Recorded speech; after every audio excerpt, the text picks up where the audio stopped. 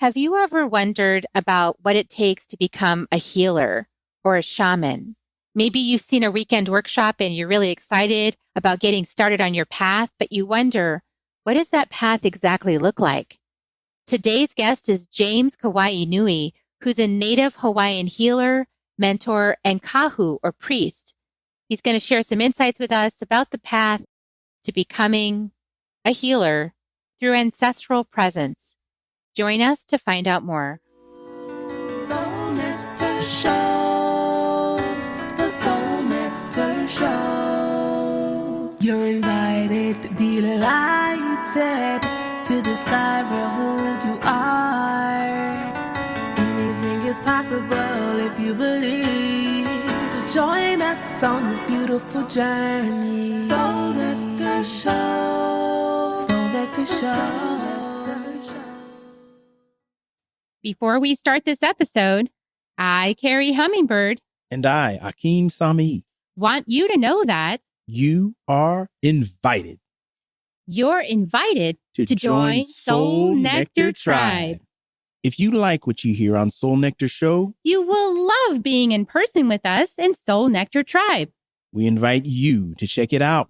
First 30 days is free. Right now, go to carriehummingbird.com, KERRI hummingbird.com/membership and sign up. We'll see you at our next tribe gathering. And now, on to the show. Hello and welcome everyone to another episode of Soul Nectar Show. That show where we talk about all things essence, where we gather around the campfire and we share our stories of connection to that which is greater than us, to the big mystery, beyond the veil, to those synchronistic moments that lead us inexorably closer to the truth of who we are deep inside, underneath all these layers of masks and projections and conditioning and all the things that we inherited. And some of those things we inherited are really important. And I'm your host, Carrie Hummingbird. I know that you know I love these conversations week after week on the show. They're just very, very powerful for me to bring to you and to have myself. Mostly I do it for myself first and very selfishly then put it out for you to consume. And I hope that it benefits you. What's really on my heart today as I get ready to interview our guest today is the loss of the respect for the elders in our Western culture. We're so fascinated. We're so fascinated by the youth and we all want to look younger and stay young, the fountain of youth and never age. And that's, it's beautiful to want to live a long life, but what are you compromising in the process? Because with youth does not always come wisdom, because wisdom is gained from a life lived well. And when I say well, I mean explored, so we all make mistakes. And part of what happens when we explore those mistakes and go into our shadows and we consult with those that have more wisdom than we do, because they've walked the path longer than we do, we actually get an enriching life. A wise life is an enriching life. And that comes from respecting our elders and our elders that are living and also the elders beyond the veil, those that have walked the path before us for many, many, many eons. We can tap into that really deep wisdom. And we can do that through these paths that are now very sexy on the mainstream. And I love that it's getting sexy because that means people will want to do it. But, ultimately, you can't become a shaman in a weekend workshop, can you? Really? Because I know that my power in my lineage that I follow from the Karo shamans from the Andes Mountains, and that all is, I'm getting wisdom from the field, from the ancestry of that lineage. That's what's really making me strong. It's not because I just woke up one day and was a genius. It's because I joined a lineage. So I have some opinions about that. My guest today does as well. And we're going to be talking about that. Welcome to the show, James. James Kawainui is here with us. Good morning. How are you?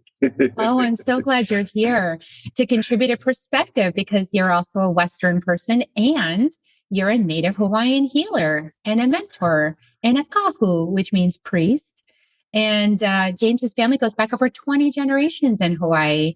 And he uses that connection that he has with his ancestors to guide people from all walks of life to find their purpose and passion and help them understand and overcome the mental, emotional, spiritual obstacles and stories that keep them from living a fulfilled life, and especially in our Western culture. And so I know, James, that you agree with me that this is what the medicine that the Western culture needs more than anything. But we also need to put it in some context. So I know that you recently had a beautiful journey yourself of connection. So I don't know where you want to start this conversation. I know it's just like I see you like on the edge of your seat. You're like, I got something.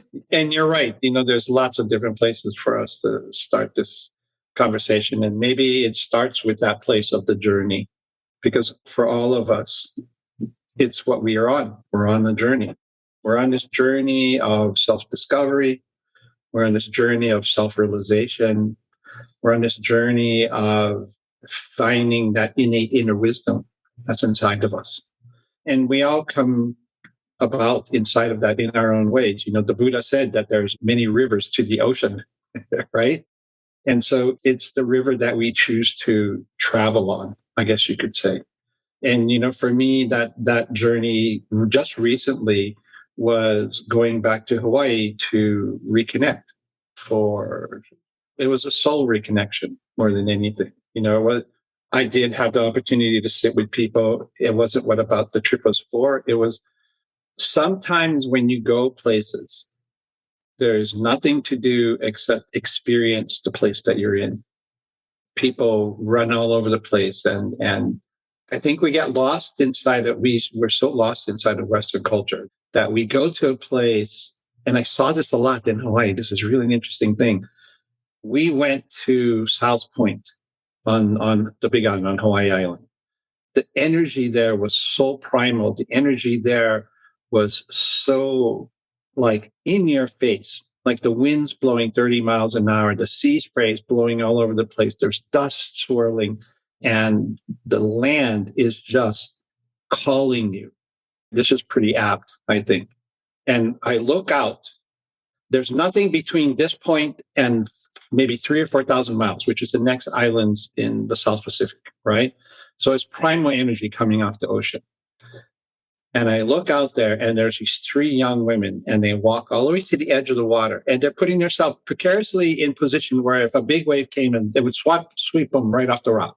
And they walked all the way out to the edge of the water. And then she took off her clothes while her friend was holding her camera. And then she went like this and went like this and took her pictures. And they all took pictures that way, and then they left. And it's what I see. It's what I see often, because I live right outside Sedona. And I've had the opportunity of living in sacred places a lot in my life. I lived in Mount Shasta. Obviously, I grew up in Hawaii. I lived for a few years in New Zealand. And so I got to feel that. But people show up to show everybody that they went there, but they missed the real meaning. I watch people do this at the Grand Canyon all the time. They walk up to the Grand Canyon, they look at it, they take their picture because the Grand Canyon is so amazing. And then they literally turn around and walk away. It's the Chevy Chase movie. It's like, oh, yep. Okay, yep. Check. Did that one. Okay. Been there, done that, got the shirt, right? Yeah. And yet there's this deep energy that's sitting underneath all of that. And there wasn't an awareness of it. And so when we talk about that journey, and we talk about, one of the questions you asked me right before we went on is, how do we bring that ancient wisdom into our modern lives? And in a lot of ways, that's been the core of my teaching, the core of the work that I do with people. And if we wanted to talk about anything, I think the thing that we would talk about is we've forgotten how to listen. Mm-hmm.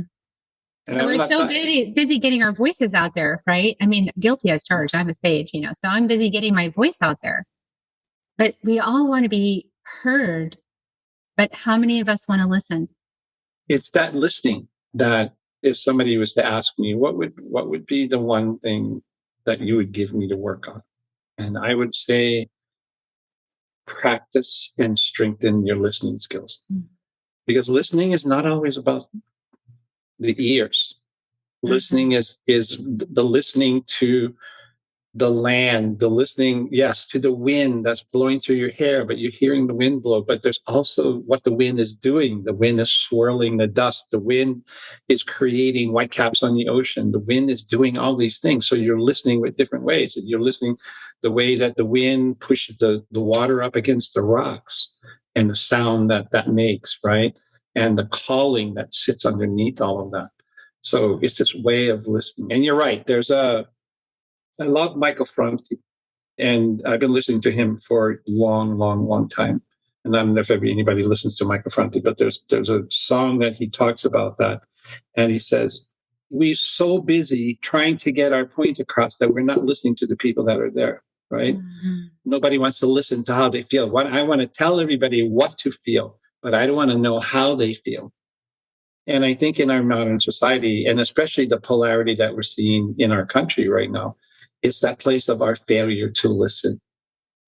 Yeah, and it's that entrenchment too, and defensiveness around perspective. But that's the shadow frequency. That's what happens when we're in our ego self, our shadow self. That's one-dimensional, two-dimensional, three-dimensional, I guess.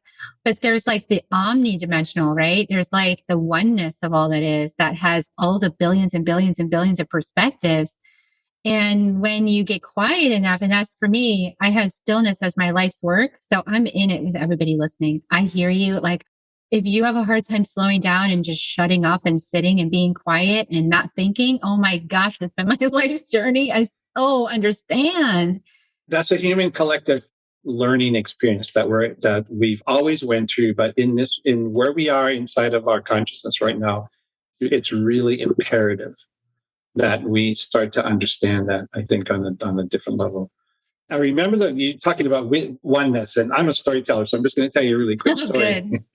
The first time I really experienced that oneness was, well, there's twice. And the first experience helped build the second experience. And it was when I moved back to Hawaii after living away from Hawaii for a really long time. I lived on the beach, and I had an experience one morning. The bay that I lived in, the humpback whales frequented it in the winter. So the humpback whales from Alaska swim, they migrate to Hawaii for the winter, and that's where they calve and they breed and everything else like that. So basically they go for the winter to hang out and vacation, and they don't eat while they're there. They only eat while they're up in Alaska. So this is like 6 months of a different form of their life. Anyway, one morning, humpback shows up like right in front of my house. I had the grace and the fortune of living right on the water. Now, if you had turned the camera around from facing the ocean, that was beauty, you would have saw a 20 by 20 tin roof shack with no electricity and no running water. That's what I was living in. But my front porch was a Pacific Ocean. Anyway, the morning comes, there's this whale that's sitting out there. I have a kayak, and it's just sitting in the bay. And it's like I can hear it. It's calling me, saying, come. And I'm scared, excuse my language, but I'm scared shitless because it's this animal that weighs 20 or 30 tons that, just its side flipper could go like this and it could crush you, right? And I'm afraid to paddle out there in my kayak. And yet there's a part of me that says, dude, you've waited all your fucking life for this. Yeah. Right? And so I get in my kayak and I paddle out, and it's like, it's maybe only 50, 60 yards offshore, and it's already, 100 foot deep. So I paddle offshore, and I'm sitting there quietly. I went to about where the humpback whale had come up a few minutes before, and I'm sitting quietly, and all these things are going through my head, and my heart is pounding, and it's the only thing I can hear. It's that pounding in my chest of my heart. And the whale comes up, and it goes back down, and then there's this part of me inside that says, get in the water. And I'm like, what?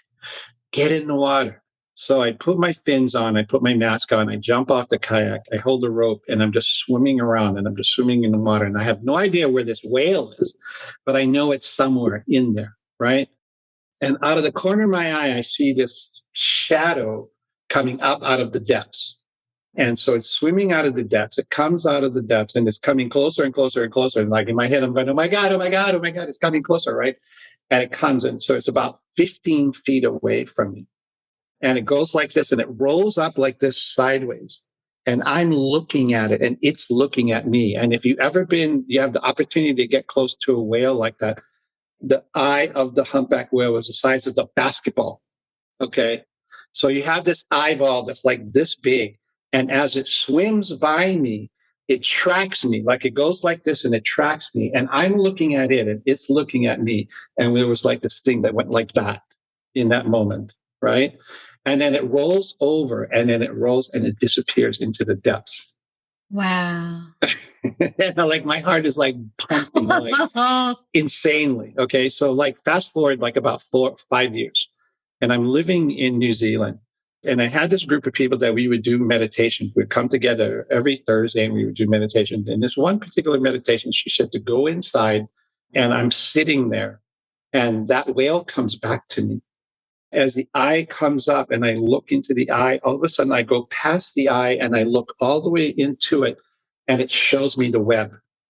And I see the web and I see how everything's connected. And I go, oh my God, there it is. Yeah, there it is. The web of life. It was such a profound experience, but it was that encounter with that whale that helped me get to that place. Because when I gave myself permission to go through and to look deeper, that showed up. That's really amazing. It's like, whales and dolphins and humans are the only species that the female of the species has purpose beyond mothering. It's the only species, those three, that become grandmothers. And, that's because of the level of consciousness available to the whales, the dolphins, and the humans. Available, maybe not always used, but available. So that leads me to really feel some camaraderie, so to speak, with the whales and the dolphins. And I'm a creature that's learned to like silence. Like I have learned to really appreciate deep silence. I like to go floating in the float pod sensory deprivation tanks just so that I have the most silence as possible. And I can still hear the people in the next room, right? So irritating. And I want to just be in complete silence in there and float and go off into the zone. And out there in the zone, I've touched the heartbeat of Mother Earth. I've heard my heartbeat connecting with the heartbeat of Mother Earth and connecting with the heartbeat of the universe. That's how far I traveled out. And I went, wow, this whole thing is connected in one heartbeat. That's amazing. And so I really appreciate when the rules in Hawaii around being around the whales is that we need to not be in motorized boats because the motors cause a lot of sound vibration in the water, and the whales actually operate by echolocation, right? So they operate by sound. They listen and they operate by the listening. And so there's a whole lot of noise going on. It's really hard for them to feel safe in the water, and the water conducts noise and vibration. So we're such a loud species. Like we just can't help but be loud. Even when I used to paddle out into the middle of Kealakekua Bay and the dolphins would come in, people would chase the pods from place to place. And it's a very thing that they tell you not to, because there's so one thing they encounter that they forget. And we're so like that as human beings because we want the encounter. So we will chase everything. And I would paddle out there and I would just sit and I wouldn't move. I would just sit and I would wait for them to come to me, because if they want to talk to you, they're going to come to you. If they don't want to be bothered, they're not going to be bothered. Hey, you were talking about dolphins and motherhood, and another crazy story, not crazy story, but amazing story, is I took a woman who was 8 months pregnant once out to swim with the dolphins. Her baby's name was going to be Naya, which is dolphin in porpoise, or dolphin in Hawaiian, right? So we paddled out to the bay, we sat, and we were watching, I'm watching all this happen, and I said, we're just going to sit here. And so they came towards us. And I said, get in the water. And we got in the water and I helped her out of the kayak and she got in the water and we're snorkeling. We're holding on to the kayak and we're right next. And a dolphin and her baby come up and they start swimming around her. And as I'm sitting there and I'm watching and nobody else, they didn't pay attention to anybody else. They kept coming back to her. And as I was sitting there and I was looking and I was listening and saying, okay. And the realization and the message that I got in that moment is that because of their echolocation, they were hearing two heartbeats in the one body. And because of that, they were like, wow, a baby. There was instant recognition of what that was for them. And so they came. She came, and, there was a full-size dolphin and a little baby one. And they floated around us for about 20 minutes. And then they left. And what was coming to me is the intention she already had to name the baby after the dolphin. And the dolphin It's smart. It's picking up on that. It's like, oh, you're calling the dolphin energy, and let me give you lots of good dolphin energy for that baby, because maybe this baby will rise up to be a human that gets the dolphin world, and, can be a service on the planet. But you're talking about noise, right? And so there's this noise of us talking. There's this noise of this anticipation. There's this noise of this fear and this anxiety and all of those things. And we don't think of that as noise. We don't think of that as sound, right? But animals pick up on all of those vibrations. To them, it's language, right? And so there's this place of absolute peace that she was in, that they heard, felt, understood. And I think that was the reason, part of the reason why they came to acknowledge that. Well, go ahead. It's so important for us to acknowledge the frequency that we're vibing on, right? I mean, that's what you're talking about, is that a lot of times people want to have the experience, but they don't want to drop into the state of being that would allow the experience to unfold, because that would require being still and restraining themselves. And believe me, like I'm saying, I get it, because I'm that person. It took me a really long time to figure out how to meditate. It took me a long time to figure out how to be still. And I even had parents that supported me in understanding that. Like, we used to go on the weekends and we go on the sailboat. My dad loved to sail. And so we had this little 24-foot sailboat, and we go out every single weekend on the sailboat. And I was, when I was a kid, I thought it was really fun. And then I was starting to become a teenager, a tween and a teenager. I was like, oh my God, this is torture. Like, I have to go sit on this boat and be quiet and read a book for like the entire weekend. And all my friends are having a party and I can't be there. And you know what? It's the thing I value the most in retrospect as an adult. I'm so grateful that they gave me the chance to be bored, to basically be bored. And it's almost, you have to be draconian parent to get your kids to be bored these days, because there's so many distractions available that, you're like the mean parent if you take it all away, and everybody's got access to everything. So how do we slow down? Well, that's the reason why people don't slow down, is because we've created so many distractions. And the reality is that, this is my opinion, is that because of all of those distractions, we are actually afraid of the quiet. We are afraid of the quiet. We are afraid when there is nothing happening. Because in that space where the quiet shows up is also where the shadow shows up. The shadow of who we are, in all of the places and the things that we think that we're not enough, or the things that we think that we haven't done. All of those pieces that we do a very good job of pushing to the side show up when there's space, and the space is the quiet.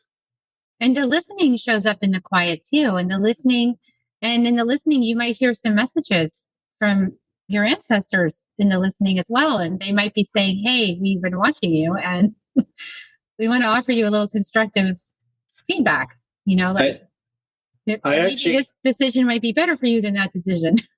I actually got that message a long time ago. I mean, like the direct message of that. And it was through one of the teachers that I had when I lived in New Zealand. And he was the teacher of my mentor, but he had already passed. And he worked with me through a medium who was part of the group, the healing group that we were in. And he said, I want to work with you, even though I'm not here in the physical. And so she and I sat together for the time that I had to be able to be with her. And I would go to her house and I would sit, and he would talk to me through her. And one of the things that he said to me, and this is really profound, he said, we're always paying attention to what you're doing. We always know what's going on. And he would prove that because he would tell me about things I was thinking. Yeah, they know everything, even what you're thinking. That's the thing that people don't realize. And that scared the shit out of me when he did that day, because he was telling me about a session that I had with a woman. And he said, you did this session with this woman and you got to this point and you heard to do this thing, but you did the other thing. I want to know why you did the other thing. And I was at that point, I was like, oh my God, they're there. They're there. Always watching. And you talk about connecting to your ancestors, and you're talking about connecting to your team. I call them the team. When you start talking about connecting to your guides and your angels and whoever it is that's part of your team, we spend a lot of time wanting to create the connection with them, but not a lot of time sitting quietly listening for the answers. We spend very little time.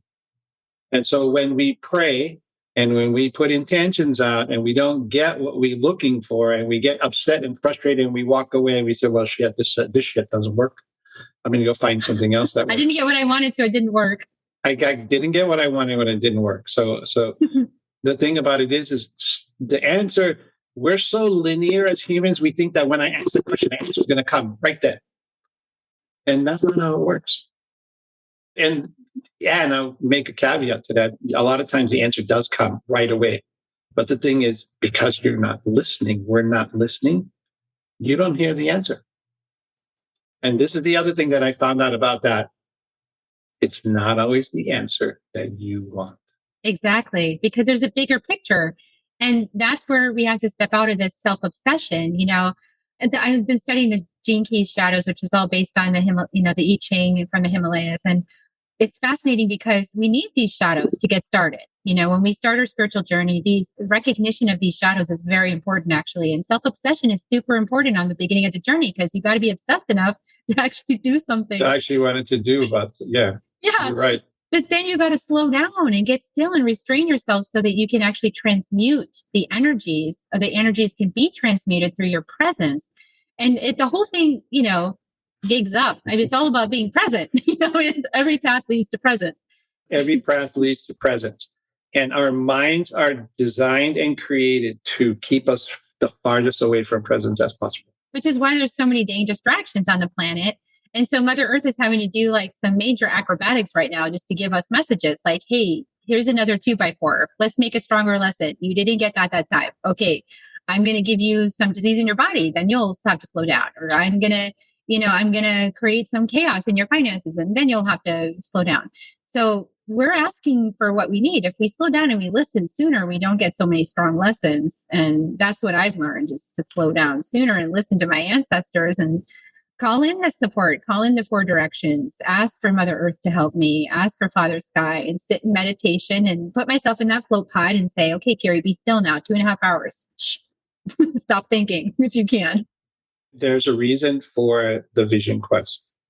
There is a reason for the vision quest. There's a reason that we went out into nature in that way, to sit quietly and to listen. 1 is to teach us how to do that, but 2 is to be able to listen, because not everything's going to come in. Let's just put it this way. Not everything's going to come in on the same radio frequency. So if we go out there listening to the same station over and over and over again, we might be missing the message, because the message may be coming in on another station. But because we're not giving ourselves time to tune in to the other stations, and I don't think I've ever explained it this way before, you're not giving yourself time to tune into the other station, you're not giving yourself the opportunity to really get what's going on. Oh, see, that was for me, actually. That's why they had you do that. Because I've gotten very accustomed to the quick check. Like, okay, here's my pendulum. I'm going to check my body wisdom on like this decision. Yes, no. And actually, I'm guilty of that as well. They're saying, Carrie, you need to actually go be still. So I'm actually going to be going still. I know we talked about this a couple months ago, because you got your Epic Quest invitation to go back to your ancestral lands. And then I got this invitation. Okay, Carrie, there's something for you to go to Cherokee in Oklahoma and go sit there and be there. It's a place that, from my understanding of my former life, I never actually made it to Cherokee, Oklahoma. I died on the trail. And so for me, something about being there in this body and this time is going to give me something, and maybe even an access to my ancestry, since I have my genealogy from my mom and she never followed up on this piece. It's like, okay, let's go. I'm going to go do it. Maybe there's an opening now. Maybe I'll find out I've got some amazing family that I can connect with, and that would be joyful. And so I'm without any expectations, just kind of going, and maybe the land will just speak to me and say, hey, welcome home. This is where you were meant to come. You turned back on the journey too soon. You weren't listening to the full download. And this is what I know from my last life. I made a decision very quickly based on some feelings, and I didn't really go deep enough. I didn't give it enough to understand what was being called for me. And I think these lessons, they persist lifetime after lifetime until we finally drop into that willingness to be still long enough for the full message, like you're saying, to get that higher download or the deeper download, even like the right station to come through. So we're really listening to the whole spectrum. It is. And not to be disappointed if you go somewhere and nothing happens, because the perception is nothing happened. But the reality is sometimes just there is all that needed to happen. And so letting go, you were right, letting go of the expectations. I mean, not that I had an expectation, but, you think about, geez, I wonder what's going to happen when I go. So, I went back to Hawaii and I was there for a month. And I kept waiting for the call to go here, the call to go there, and all these big things that I thought were supposed to happen. And the reality was, most of the time, all it was sitting on the land. We're staying in a really beautiful place that I had the opportunity every morning to go out and watch the sunrise, and every afternoon to go out and watch the sunset, and the spaces that were in between, and the places that we went to, and the time that we spent. Literally, that we spent most of that month sitting on the land. In different places. But maybe that was the medicine. Exactly. And I walked away from that realizing that, we spent the whole afternoon, a few hours sitting on the edge of Kilauea, looking at Halemaumau, which is the home of Pele. And there wasn't this big spectacular, download of information or anything else like that. What I found was just incredible peace. And that was all I was supposed to get that afternoon, was this feeling of incredible peace and feeling the land underneath me, and then the connection that I felt to it. And it was like that when we went to Mauna Kea, when we went to the mountain. It was like that when we went to the volcano. It was like that when we went to the ocean. Every time we went to the ocean, it was like that when we went to South Point and all the different places that we visited. It was that peace of touching the land. And the nourishment that came from that. And where there's these amazing downloads of the things that you're supposed to do and everything else like that. Not in the way that a human mind would think that there was.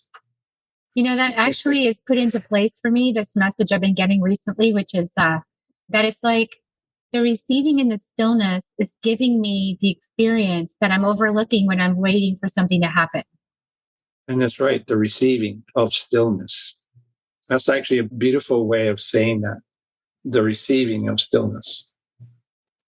Because there's actually the being able to being able to land in it. And be able to land in it, right? Yeah. And just go, there's nothing else here. There's actually a deepening and an expansion in that stillness experience that is almost like this sort of preciousness opens up, like an embrace, or like the world becomes more saturated somehow. Tangible. You feel everything in a way that you may not have been able to experience before. And it's our perception, because it is. When I talk about this, I talk about the emotion sometimes that we attach to things, and then the one that I became aware of when I started looking at this was how much emotion I put to rain. Just the thought about rain, right? There's a reason why the Hawaiians had, I don't know how many different descriptions of rain that we have, but it doesn't matter. But it would be either, it's raining, or, yep, it's raining again, or, oh my God, it's raining, right? Yeah. So all of these emotions that I've attached to this act of rain, when really rain is all it is rain. Right. And so can I just sit inside of that and appreciate rain for what it is without my emotional attachments to it? Or without having to put a spin on it? Nothing. Because it's different then. Because then the rain, I'm feeling the drops, light or heavy, that are landing on my body or landing on my head. And I'm feeling the water as it pools and it drips down. And I'm having the sensation of rain over my body or around me, hearing the rain as it hits the puddles or the roof or the leaves and the patter and everything else like that. And so it becomes the experience of it, not my emotional attachment to it. And when we give ourselves time to sit inside the quiet, we give ourselves the opportunity to have those experiences, right? Yeah, I was sitting actually in the rain. It's funny you were saying that, because it rained. It was about a month ago, and I was sitting I said, I'm going to go sit on the front porch and just notice the rain and just do that. And I did that for several hours. I just that they're noticing the rain and making that okay. You know, my brain is like wants to be productive so much. And I do have a very natural predilection towards productivity. So I want to say, like, there's cultural programming and there's just your human design. So how do we find naturalness? But that's a different story for every single human being, is how to get into what's actually truly you and to be with that. And that takes a lot of self-inquiry and awareness and stillness and time and presence. And courage and faith. Yeah, because you got to deviate from the pack. It takes courage to give yourself permission to do that. And one of the bigger pieces, I think, inside of that is doing it without any expectation. Because you go into any kind of an endeavor like that with an expectation, I'm going to say it this way, then a lot of times you're setting yourself up for disappointment. Because our minds can create, at the drop of a hat, a myriad of outcomes. And so we can imagine the expectations that we want to have, and they very rarely line up with the reality. Mm-hmm. And I want to say that expectations are different than intentions. And we're not even going to get into that conversation today about the difference, but it's that going someplace for the sake of going there and nothing else. It's like beginning the journey to this path. I think that many people are being called into stillness and through different pathways. And for me, being in nature, being a shamanic path is one of real deep vulnerability and acknowledgement of our humanity and our part of something larger than us. That I was going to say our smallness. Our smallness inside of it. Exactly.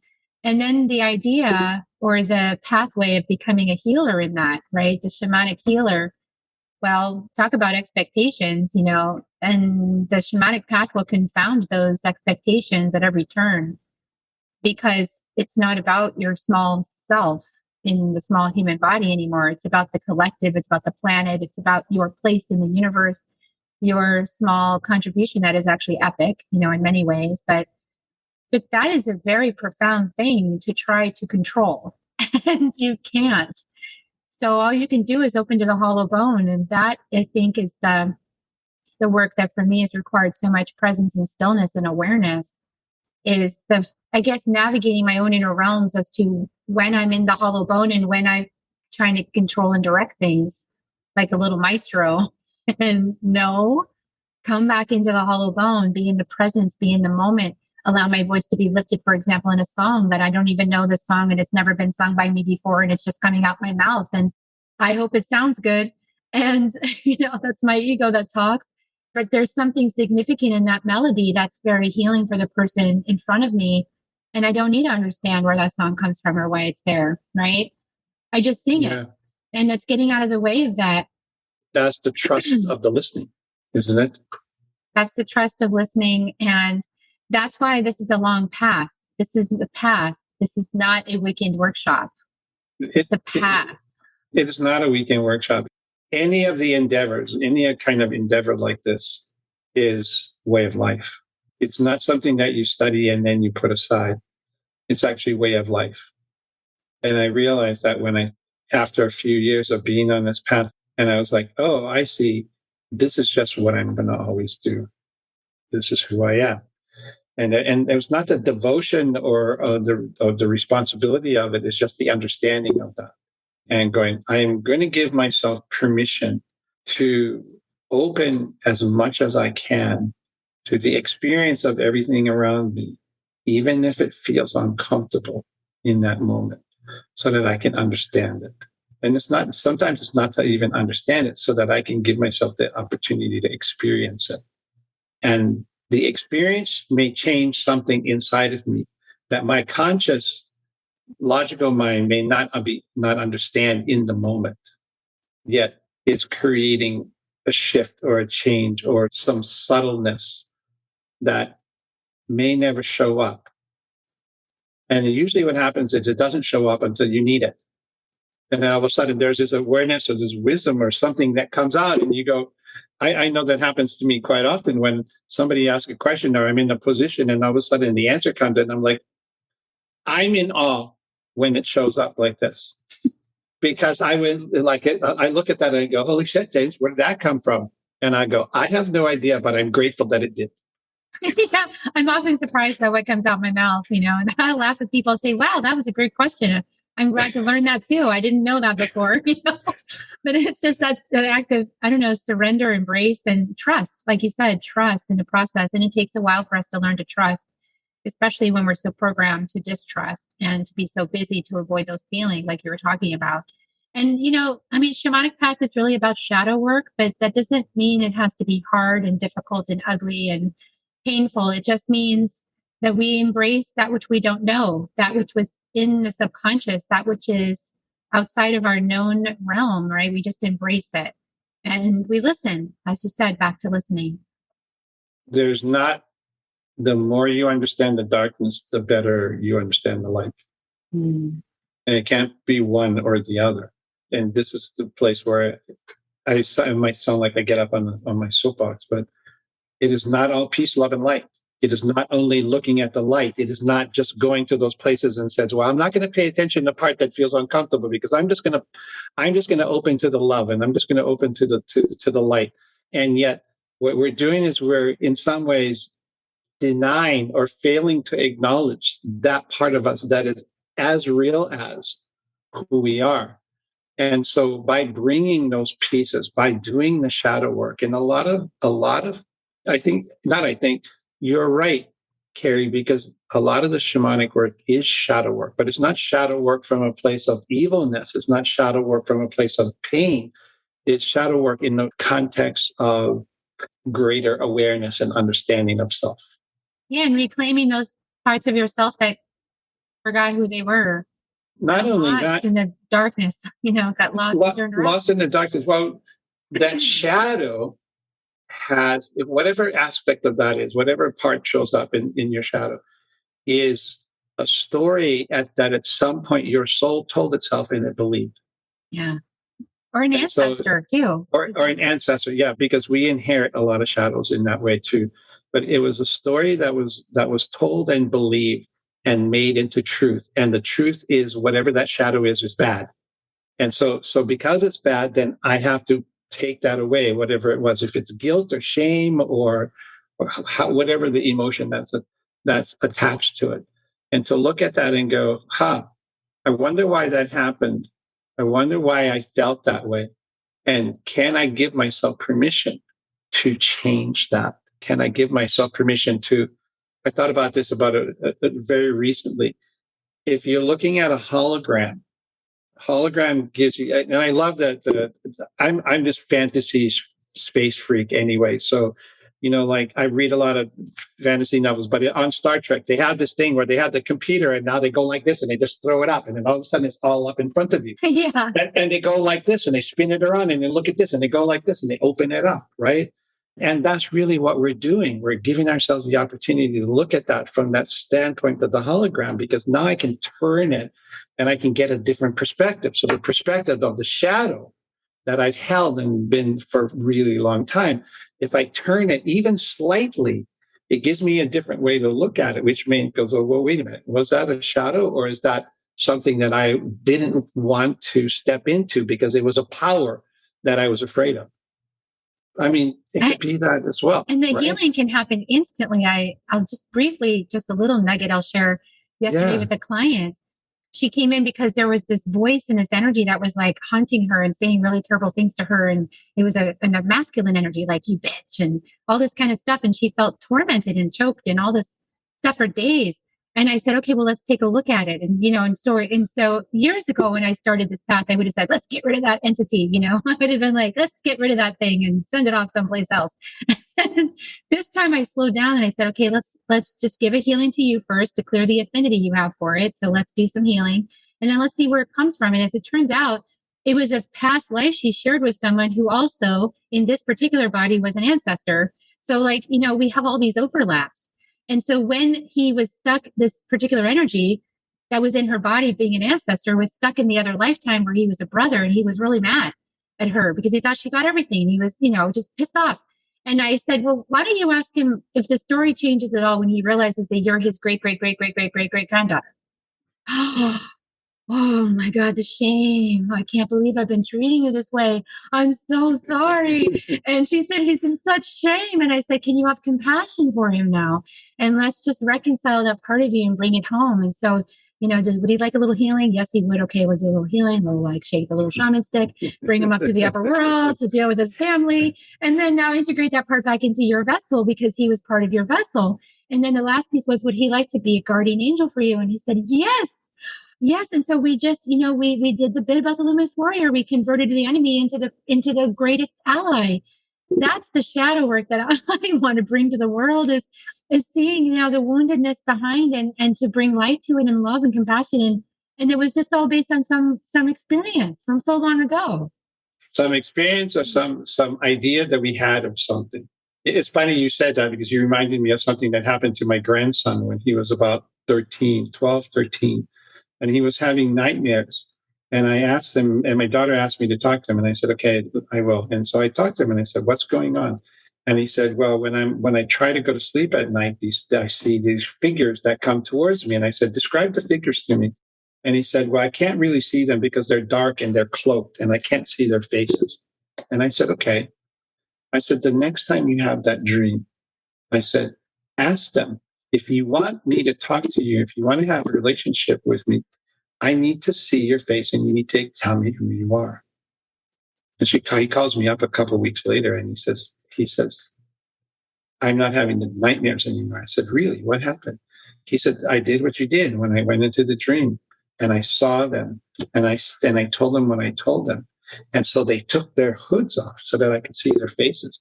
Turned out to be my daughter's grandparents. So it was his great grandparents that were showing up to talk to him. And they wanted to let him know that they were with him and they were going to be around him and that he didn't have to worry. So what was fear, because it was something that he didn't see, was actually people that were coming to be with him, that wanted to be with him. But because he didn't have the communication and the understanding and the conversation with them, they continued to be what his mind saw as shadow and as bad. He also had a friend of his father's who had died in a car accident, came back to tell everybody that he was sorry that had happened and he felt guilty because he was no longer there for the people that he loved. And that was another one that but he would not have had that experience had he not, again, just like the hologram, looked for a different perspective. And he got the different perspective. And it changed everything about it. Changes everything. Yeah. But that requires a certain level of discernment on the part of the guide, that's helping the person, which is why the path is a path and it's not a weekend. It's not a weekend. Not a weekend. I watched that happen because of sitting with the old Hawaiian masters in Hawaii that were teaching me Lomi Lomi at the time.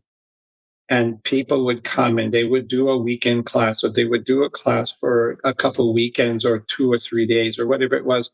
And I watched this happen all the time. They would go home and all of a sudden they were Lomi Lomi practitioners and they put it on their website and all over their correspondence and everything else like that. And all of a sudden they were doing Lomi Lomi. And my judgment came up inside of that because I go, you learn the fundamentals. And again, my judgment, but now we have to practice this and you have to practice this. And it's a practice that never goes away. It's always opening, always looking, always asking for more guidance, always being willing to open to the spaces over and over and over again. So it doesn't stop with that quote unquote weekend training or that certification. We're so addicted to the certifications on the wall, like proving our worth and this and that. And it's not about proving your worth. If you're becoming a healer to prove your worth, I mean, I did that too. And you got to get beyond that mode. It's about being in service. And that comes from a full cup. People ask me for certificates all the time. And I said, I don't give them. It's not something that I do because it's not anything that you're completed. All we're doing is when we go to a teacher and we start on this journey, their job is to open the door and to teach us how to travel the road And then it's our responsibility to continue to want to travel that road and to be open.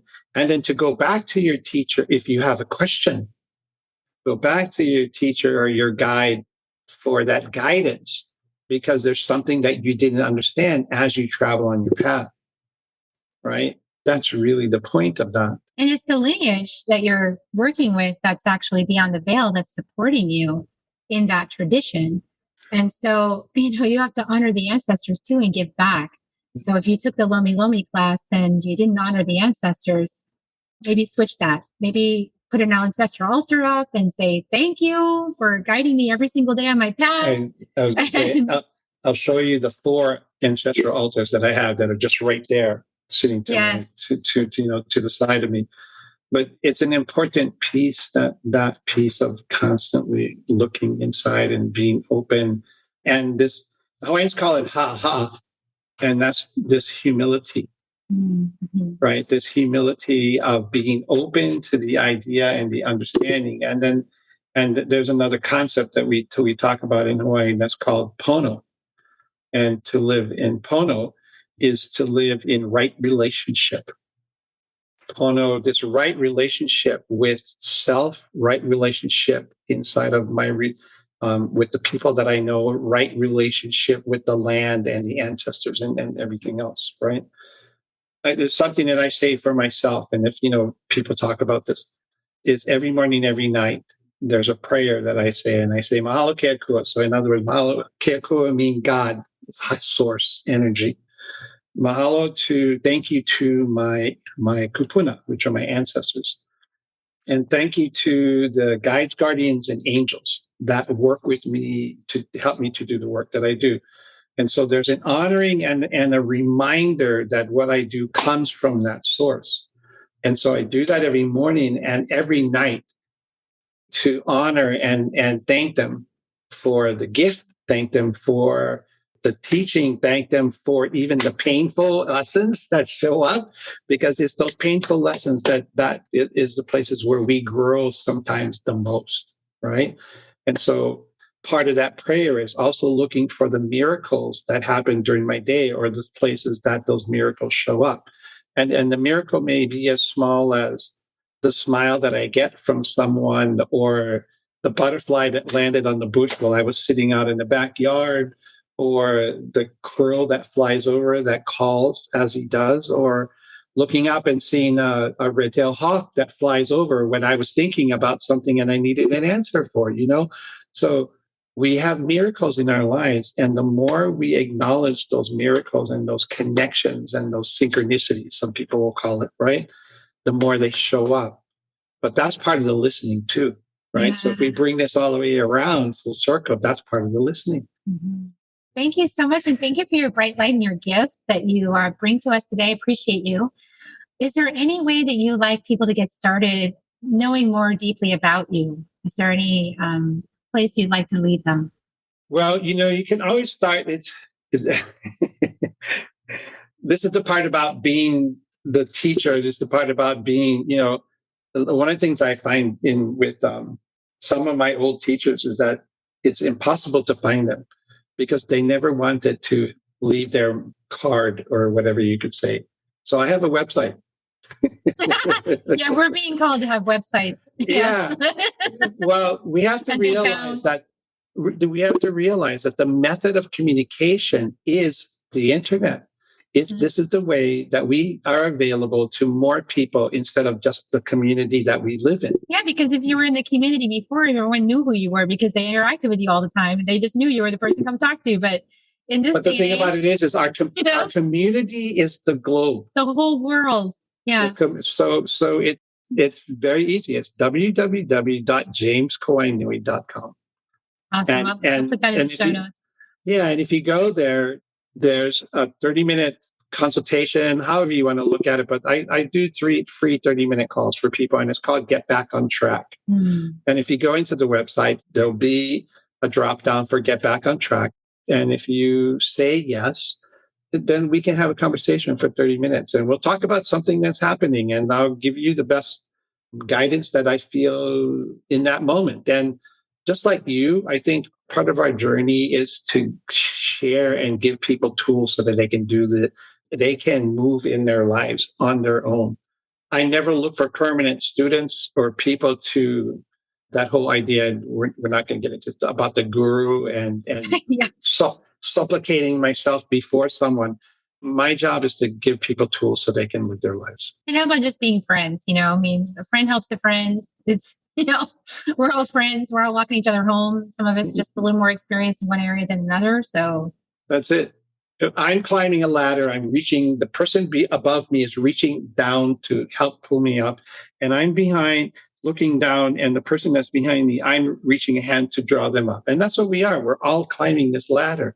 And this ladder is awareness. And we're helping each other move through that process constantly. And every person's important in the wheel of life, in the big giant puzzle. So it's all valuable. People come to me as students and I end up learning from them all the time. So it goes both ways. Totally. Like I just shared with you in that healing session, I was like, whoa, that's so fascinating, because I didn't know what I was going to do. I just follow the thing. And then I go, oh, wow, that's so cool. And I sing a song. I'm like, wow, that's a powerful song. It's in my head now.